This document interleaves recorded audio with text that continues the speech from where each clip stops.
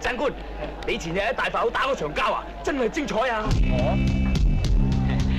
你就係打通街梁家啦嘛？少爺啊，好話啦，從來唔知米貴，辦事都要攞威。元彪以為自己打通街，其實係佢老豆荷包暗啞底，正一係敗家仔。冇打！精彩，真係似無似樣喎！物有所值啦，咁仲唔識做？係嘅。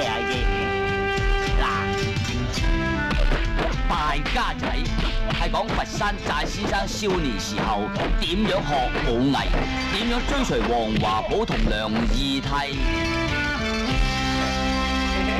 係啊，係我哋示範你哋蝦人啊！敗家仔，大導演洪金寶為拍此片，橋段度爛心肺，唔理製作費，只求威威，使錢多都冇計，足1年先至拍完呢部敗家仔。我諗過噶啦，費事你透視啊！一隻手得啦，打拳過嚟。你冇事啊嘛？你做咩打落我鼻度喎？又係你叫我打你嘅？冇錯啦，上傳名蠢嘅八手咧，係由八爪魚嗰度變出嚟㗎咋。佢仲飾演黃華寶，性格大癲大肺，武功又夠架勢。阿爹好嘢喎！放下，放下咪放下咯，使乜咁大聲啫？好嘢！好嘢咪好嘢咯，使乜咁大聲啫？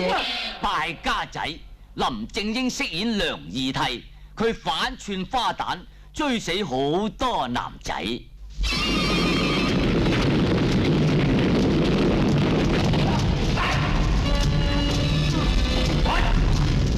火燒戲棚，梁贊同佢互相提攜，同舟共濟，終於收咗阿贊做徒弟。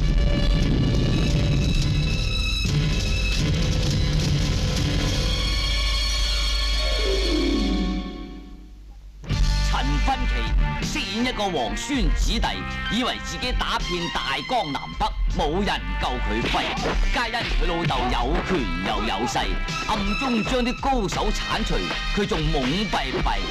唉，又係一個敗家仔。手段先殺咗嗰啲高手。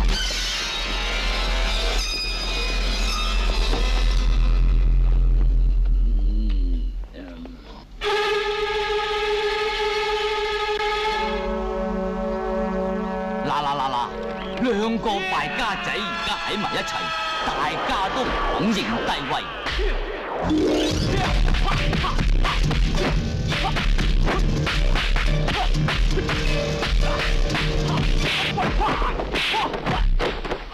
哇！咁搞法，遲早有一個累低。